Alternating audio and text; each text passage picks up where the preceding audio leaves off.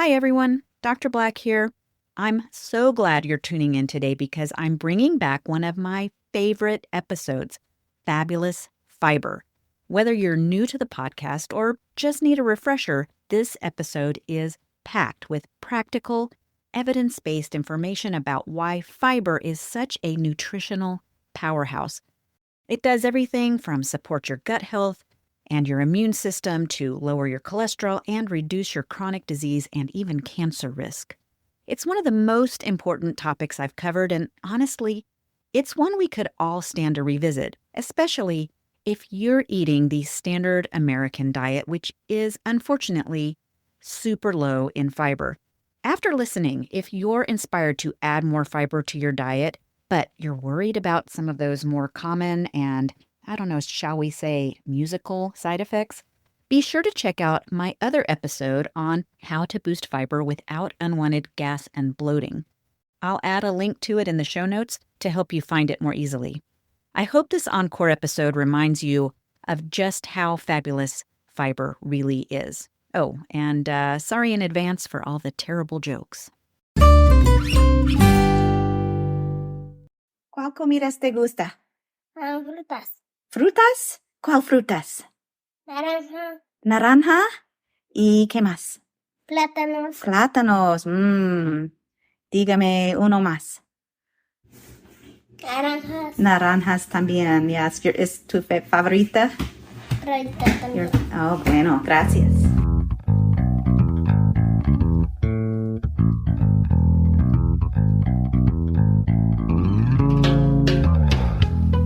Welcome to Eat Your Greens with Dr. Black, where we discuss plant-based nutrition for the whole family.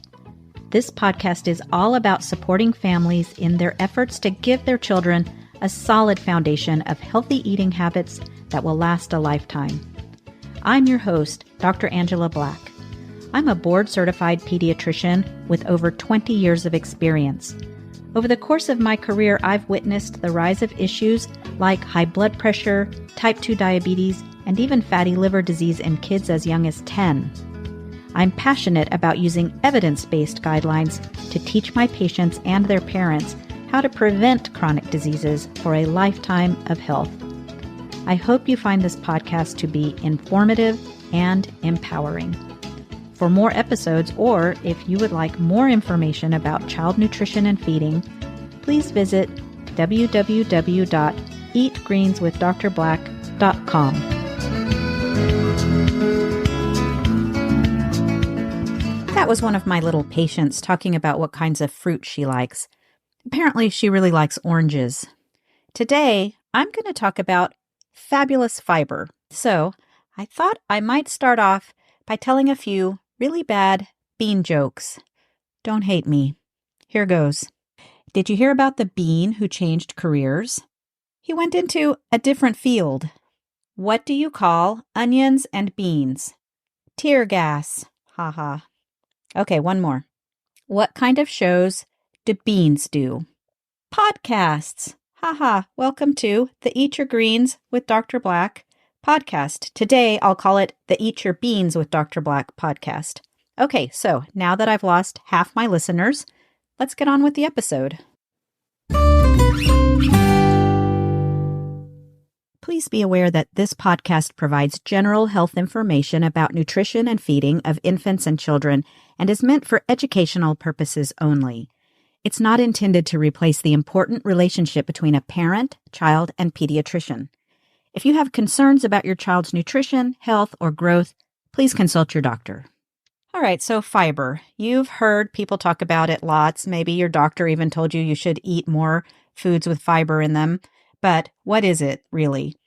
Basically, it's a complex carbohydrate, a bunch of complex carbohydrate molecules all linked together. So yes, that's right. I said carbohydrate. It's true.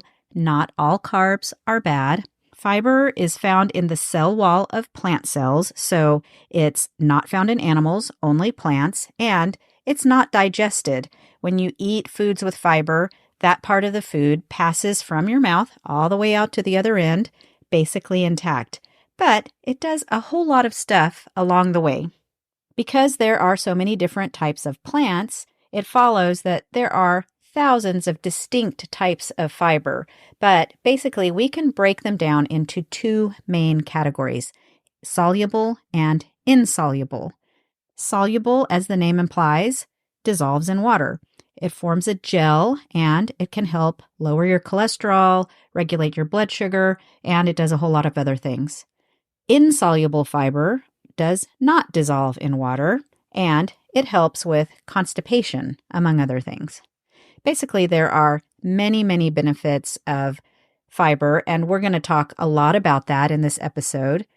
The usual recommendation is for people to get somewhere between 25 to 30 grams of dietary fiber. That is the minimum recommendation, and most of us, especially in the West, get way less than that. In fact, we get closer to 15 grams a day, about half of that minimum recommended daily amount. Okay, so before I start actually discussing the various benefits of eating more fiber-rich foods, I'm just going to read an excerpt from a 2019 study that was published in the Lancet journal. This study was a systematic review and meta-analysis, and what that means is that the scientists looked at a large number of studies that have been done and tried to determine how strong the existing evidence is, and then they reported their results. So in the study, they stated that observational data suggest a 15 to 30% decrease in all-cause and cardiovascular-related mortality and incidence of coronary heart disease, stroke incidence and mortality, type 2 diabetes, and colorectal cancer when comparing the highest dietary fiber consumers with the lowest consumers. So to paraphrase, people who ate the most fiber had a 15 to 30% decrease in disease or death related to cardiovascular disease, stroke, type 2 diabetes, and colorectal cancer. So they went on to say that clinical trials show significantly lower body weight, systolic blood pressure, and total cholesterol when comparing higher with lower intakes of dietary fiber. Risk reduction associated with a range of critical outcomes was greatest when daily intake of dietary fiber was between 25 and 29 grams, and this occurred in a dose-dependent manner. So the more fiber you ate, the greater the benefits. So now you know why I'm dedicating an entire episode just to fiber. We know that the benefits to your health are really much greater than was once believed. So I'm going to start just going through some of the benefits and talking a little bit about each one of them in turn. So let's start with the most obvious one, the one that you already know, probably the thing that you think is the only benefit to eating more fiber in your diet, and that's reducing or treating constipation, right? Fiber keeps you regular. We all know this, not a secret. For this one, I'm not going to go into a lot of detail. In about 2 weeks, if you listen to episode number 10, I'm going to do an episode dedicated exclusively to preventing and treating constipation.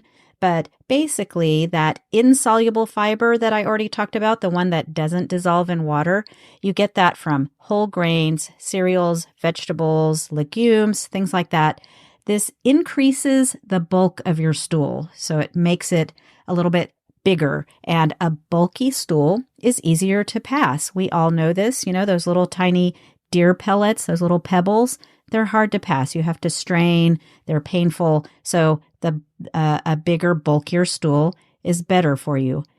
So the other thing that insoluble fiber does is soften the stool. It does this by pulling water into it. So that's why it's important to drink plenty of water to help the fiber do its job better.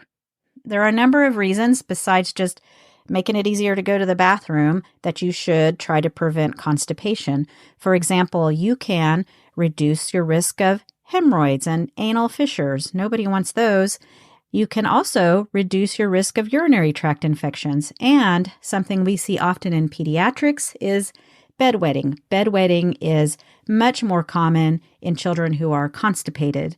So when they go see a specialist, the first thing they're going to tell them to help prevent bedwetting is make sure your kid is not constipated. Feed them lots of fruits and vegetables and oats and grains. On the other hand, the opposite can also be true. The soluble fiber, the fiber that dissolves in water, can help relieve diarrhea. You're going to get that soluble fiber in things like apples and oats, legumes, and psyllium. And it does this by slowing the transit time. It takes longer for the poop to get through the colon. This gives the body more time to reabsorb that water, and that helps to relieve the diarrhea. All right, so let's talk a little bit more about the gut. While we're talking about constipation and diarrhea, let's just stay in the colon for a little while. So fiber has both a direct and indirect effect on the intestinal epithelium. So the epithelium are the cells lining the intestines, and there's only one thin little layer of these cells between your intestines and the inside of your body. It's the only thing keeping all those toxins and the disease-causing bacteria, things like that, from getting into your bloodstream. So it's really critical to keep these epithelial cells healthy, and fiber can help you do that. Eating more fiber-rich foods can help relieve the symptoms of a variety of intestinal disorders. So, for instance, irritable bowel syndrome. The symptoms of irritable bowel syndrome include debilitating abdominal pain, bloating, an urgent need to use the bathroom, and constipation, diarrhea, or sometimes both alternating. IBS patients who work with their doctor to gradually increase the amount and variety of the fiber-rich foods in their diet often experience improvement in these symptoms and their quality of life. But it does need to be said, this needs to be done slowly. If you go too fast, it's actually going to make those IBS symptoms worse. So if you have IBS, work with a doctor who knows how to treat your symptoms. Another common disorder of the gut, especially in older people, is diverticulitis. So people who eat a low fiber diet are at a higher risk of developing diverticula. These are small bulges in the wall of the colon that can become painfully inflamed. Once they're inflamed, you have to eat a low fiber diet. The fibery foods can get trapped in those diverticula and make the problem worse. But if you eat a fiber-rich diet when you're young, you're much less likely to develop the problem in the first place. So moving out of the gut into the rest of the body, one really important thing that fiber does is lower our cholesterol. Soluble fiber, I mentioned some of the foods that you can find it in earlier, but also things like avocado, yum, guacamole, anyone? Sweet potatoes, oats, peas, beans, broccoli. The fiber in these foods can bind cholesterol in the small intestine, and that prevents it from being absorbed into the bloodstream. So when we have high levels of cholesterol in our blood, it gets deposited into the walls of our blood vessels, and this causes vascular disease. Examples of vascular disease would be heart disease when it's deposited into the walls of the coronary arteries.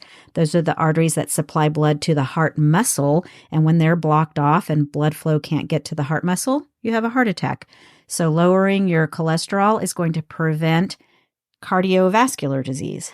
Other complications of vascular disease include stroke and erectile dysfunction. So lowering your blood cholesterol level by eating a fiber-rich diet is going to help prevent these diseases.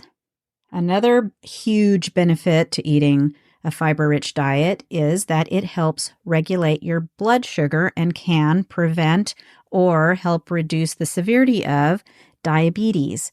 So diabetes, as you may know, is when the level of sugar in your blood is too high. You need your blood sugar to be in a very narrow range. If it's too low, that's dangerous. If it's too high, it acts like a poison in our body and destroys a lot of things. So, according to studies, individuals who regularly consume soluble fiber, foods with soluble fiber, were found to have a lower hemoglobin A1C, and that's a marker of blood sugar control. So, even though fiber is a carbohydrate, like I said earlier, it's not digested, so it doesn't contribute to your blood sugar level like other types of carbs, like starch and sugar. So if you're filling up your plate with these fiber-rich grains, veggies, and legumes, you're less likely to be eating tons of food with refined flour and sugar, which are going to make your blood sugar spike. Another thing that the dietary fiber does is to help slow down your digestion. This is another way that it keeps your blood sugar from spiking up too fast and can help regulate your blood sugar and prevent diabetes. Next, let's talk about cancer. There's very strong scientific evidence that increasing fiber intake lowers the risk of several of the deadliest types of cancer, including breast cancer, pancreatic cancer, prostate, colorectal, stomach, and endometrial cancer, among others. So the mechanisms that underlie this reduction in cancer rates in people who consume more fiber-rich foods are really still being sorted out. And of course, they vary based on the type of cancer. Let's just talk about a few. So in the case of colorectal cancer, some of the theories of how fiber can reduce your risk for this cancer include the effect of fiber on the microbiome, and we're going to talk more about that later in the episode. Also, slowing the stool transit time and how it binds bile acids. So these are some of the ways that it's thought that fiber can prevent colorectal cancer. For breast and endometrial cancer, fiber can decrease circulating estrogen concentrations. And for especially postmenopausal women, higher estrogen levels are associated with increased risks for breast and endometrial cancer. So I would like to point out that the phytoestrogens found in soy milk and other soy products actually protect against breast cancer by several mechanisms. So don't believe the hype about estrogen in soy being bad for you. And then for pancreatic cancer, there are a few theories about how increased fiber in the diet might reduce your risk for pancreatic cancer. Of course, you may know pancreatic cancer is one of the most deadly types of cancer. So the pancreas is an organ that lives right behind your stomach, and its job is to secrete a lot of different enzymes and other molecules that help us digest our food, but it also secretes insulin. Insulin is the hormone that helps us take sugar out of our blood and put it into the cells where we use it. So insulin regulates our blood sugar levels.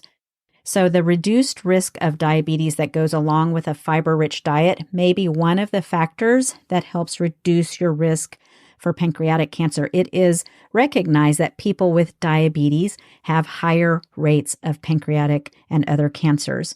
Also, fiber's influence on insulin resistance pathways.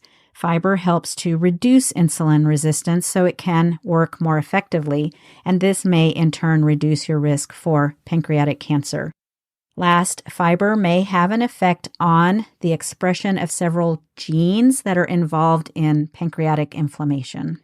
There's still lots to be learned about how our diet modifies our risks for lots of different types of cancers, but the evidence to support the reduced risk of those specific types of cancers, again, that was breast, pancreatic, prostate, colorectal, stomach, and endometrial cancer, specifically those cancer risks, the evidence is very strong that eating plant-based foods rich in fiber can reduce your risk for those cancers.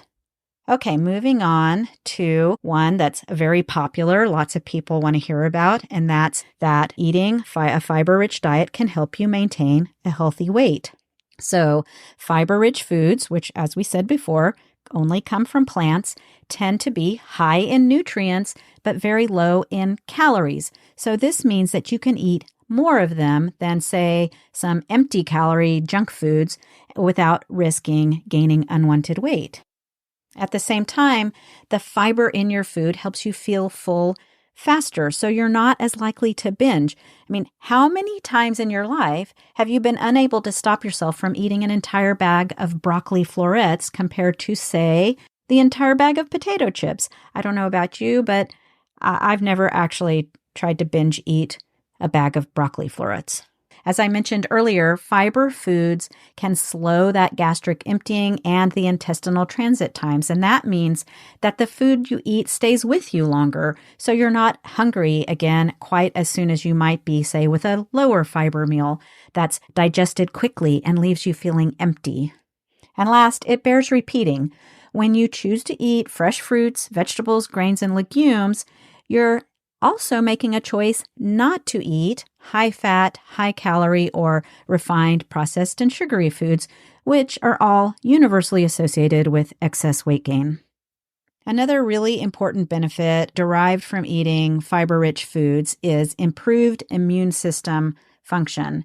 And boy, I'll tell you, since the pandemic started, I think we're all really keen to have our immune systems working as well as possible, right? So it's well understood that fruits and vegetables, things like that, have tons of vitamins and phytonutrients that help us fight off illness and recover more quickly when we do catch something. But the fiber in plant-based foods specifically helps our immune system in a number of ways. First of all, it's been estimated that 60 to 80% of the cells of our immune system reside in our gut. Mostly they are in something called gut-associated lymphoid tissues. So keeping our gut healthy has a direct effect on how well our immune system functions. By keeping that thin layer of gut epithelial cells healthy and tightly joined together, fiber helps to prevent leaky gut. This is where pathogens and toxins leak out of the intestine into the bloodstream. And some of these invading molecules look a lot like the proteins on our own cells. And then our immune system may have a hard time telling the difference between these molecules, things like endotoxin, and our own cells. So it attacks them. And this is the cause of autoimmune diseases. Okay, let's talk about the last big benefit of fiber. And this is a big one. In fact, it's so big, I'm going to do a separate episode all about this topic, and that is the gut microbiome. I mean, to be honest, I could do probably like 10 episodes or like a whole podcast show, a whole podcast series just on the microbiome. But, you know, I have a degree. My bachelor's degree is in microbiology. So I'll admit I tend to nerd out over single-celled organisms. So I think this stuff is so interesting and cool. The gut microbiome, also called microbiota, and there's a subtle difference between those two words, but they're used interchangeably. So I'm just going to say gut microbiome. But it's made up of 39 trillion microbes that live in your colon, mostly bacteria, but also other things like viruses and fungi, mostly bacteria. 39 trillion, that's way more than the number of cells in your entire body. So some people have estimated that as few as 10 to 20% of the cells in your body are human, and the rest are other things, mostly bacteria. So you think you're walking around just this walking, talking, thinking human being, but I'm here to tell you, you are really just a complex bag of microbes walking around, and they're in control. And I sort of only halfway mean that jokingly, because those microbes are so important and they control so many things. They affect so many things in our body. It's really important to have a lot of different types of the good kinds of bacteria in your colon. And when you have a nice, healthy, diverse population of these bacteria, they're going to help to crowd out the bad ones that cause disease. So these healthy bacteria in our colon make the enzymes needed to digest a lot of our food. In fact, most of our digestion is not done by us directly. It's done by our bacteria. We couldn't extract a lot of the nutrition from our food without these bacteria. And one of the things that they do is to ferment the fiber in our foods. They metabolize and process the fiber that we eat in these plant-based foods. We don't make the enzymes to do that. We can't process the fiber in the food that we eat on our own. We need our gut bacteria to do it for us. These bacteria, these healthy, diverse bacteria, then release a group of molecules called short-chain fatty acids. And these do a number of miraculous things for our overall health. Again, more on this in the episode specifically about the microbiome, but here's a list of just a few of the things they do. So actually, it's the short-chain fatty acids that keep the lining, the epithelium of your gut healthy and intact so that those disease-causing germs and substances like endotoxins don't get into your bloodstream. They also participate in lowering your cholesterol by having direct control over an enzyme that's crucial for cholesterol formation. So when you have short-chain fatty acids in your system, you don't even make as much cholesterol. So the fiber helps to block the absorption of it. And then when it supports your gut microbiome, you make these short-chain fatty acids, and that even further lowers your cholesterol level. Short-chain fatty acids also help keep the immune system working properly to fight off infection. And they can help prevent the immune system from overreacting, and that's going to cause those autoimmune diseases or allergic diseases. The evidence about this is still being debated. It's still in development. They're still looking at this, but there is evidence to suggest that things like eczema and asthma can be reduced by eating a whole food plant-based diet, probably because of the way that those foods support your gut microbiome and the production of these anti-inflammatory short-chain fatty acids. So another effect of the short-chain fatty acids is cancer prevention. So our cells have a natural lifespan, just like anything else. They go through their life, and then at some point, it's time for them to die off. When they don't die off appropriately, that's when you get cancer. They start multiplying without stopping, and you get a tumor. So short-chain fatty acids can actually help cells die when their time is up, when it's the right time for them to die. And thereby, that's one of the mechanisms that helps prevent cancer. These short-chain fatty acids also help promote the release of hormones that make you feel full after a meal. That's called satiety promoting hormones. And this is going to help you maintain a healthy weight. And then finally, they can act as messengers in the gut-brain axis. The gut-brain axis is a communication highway between our intestines and our brain. And the short-chain fatty acids act as the messengers, and they can improve our ability to do things like think clearly. That's cognition.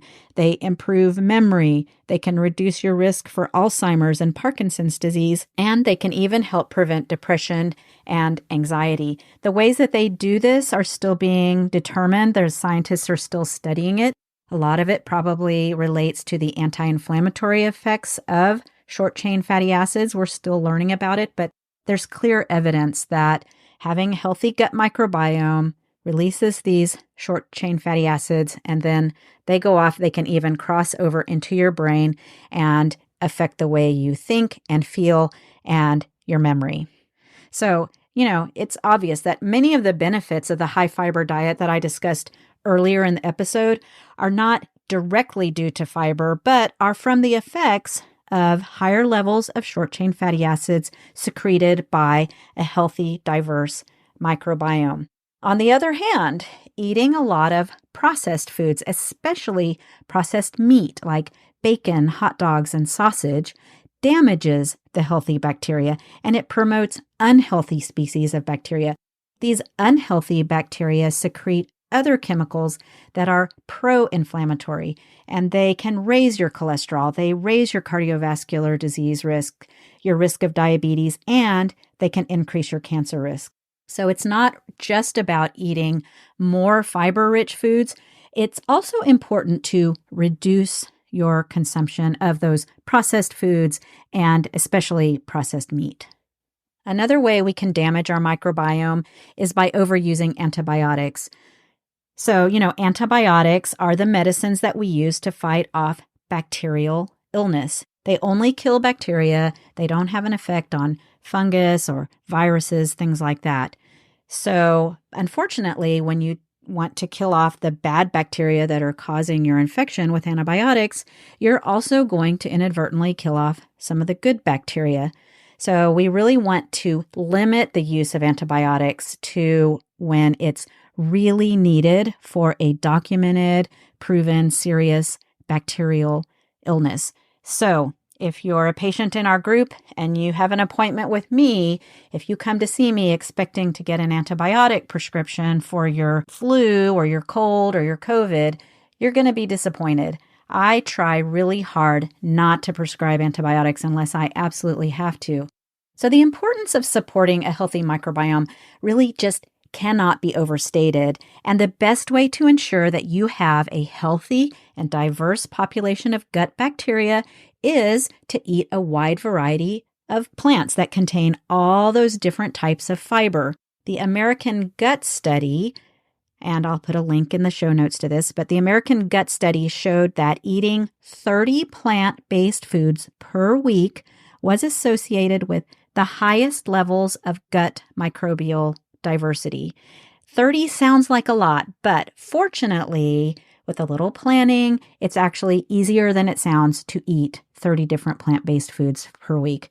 Think about having a smoothie for breakfast with a couple different types of fruit and a green and maybe some kind of oats or some kind of grain. And if you have a salad for lunch with some tomatoes and carrots and cucumbers, and then when you have dinner, you have a couple of sides of vegetables and maybe some fresh fruit for dessert. I mean, you've probably already gotten 10 to 15 different types of plants just in one day. So 30 a week sounds like a lot, but it's really not. It's totally doable. Fiber is also called a prebiotic. So the bacteria is the probiotic and the fiber is the prebiotic. It feeds and supports those probiotic bacteria. You could go to the store and spend hundreds of dollars on probiotic supplements, and it's not going to do you any good at all if you're not feeding and supporting those bacteria. So here's what I tell my patients in the office. You have to imagine that you have a turtle living inside your gut, inside your intestines. So shout out to my sister-in-law, Debbie. She loves turtles. She has several Russian tortoises. Hi, Debbie. Anyway, so I tell my patients, you have a turtle in your gut. Turtles like to eat lots of fresh leafy greens and other fruits and vegetables. And so you want to take care of your turtle. Give it lots of fresh vegetables and keep it healthy. All right, so after listening to this episode, you may be tempted to rush out to the store, fill your cart with tons of beans and salad and fruits, and then come home and sit down to a huge dinner with 50 grams of fiber. But I do want to ensure that this podcast is balanced. So let's talk about some of the reasons why you might not want to do that. And when might someone not want to eat a high fiber diet? This is going to be a really short list. First off, I don't have to tell you about the main negative side of eating fiber-rich foods, right? Overzealous fiber consumption can sometimes lead to stomach cramps and bloating. So like every good thing, moderation is key. So let me tell you a funny story. When my oldest daughter was maybe 2.5 or 3, she farted. She passed gas and she surprised herself. She was shocked by this and she said, "Oh, my hiney burped." So now in our family, she's now in her 20s. This was 20 years ago. To this day, we still call farts hiney burps. And personally, I think everybody should call them that, hiney burps. It's the best name. So yes, gas, farting, hiney burps, whatever you want to call it, common side effect of eating fiber-rich foods, especially if you ramp it up too fast. Fortunately, most people can reduce this uncomfortable and smelly side effect, the bloating and the gas, by increasing their fiber intake gradually. And this allows the gut bacteria to adapt and change so that they're better able to process that fiber and you have less discomfort. So take it easy. Don't rush out and buy, a 10-pound bag of beans and try to eat it all at once. You will regret it.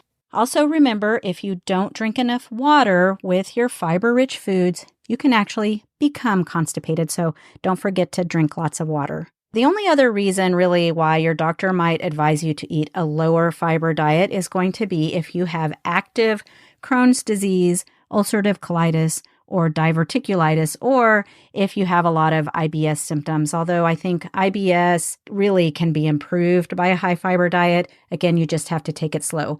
But if you have active Crohn's, ulcerative colitis, or diverticulitis, your doctor's probably going to tell you to take it easy on the fiber and eat a low fiber diet.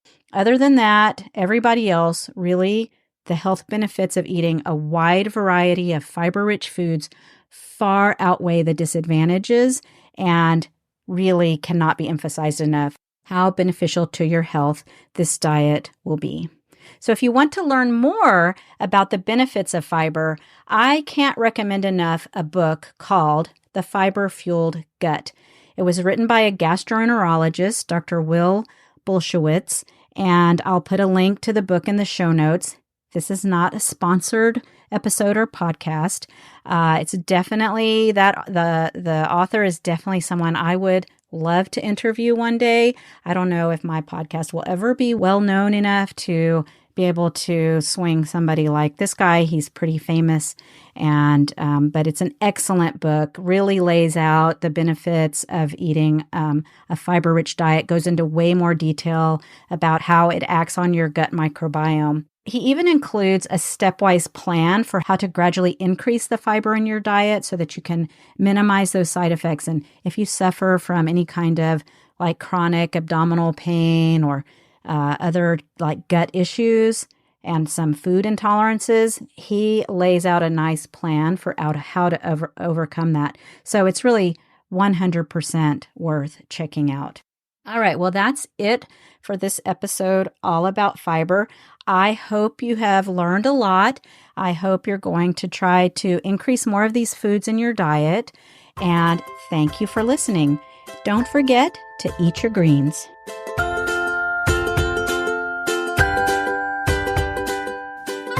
Thanks for listening to this episode of Eat Your Greens with Dr. Black. Parenting is a journey that comes with many challenges, but also much joy. I hope this podcast empowers you to set your family on the path to lifelong health.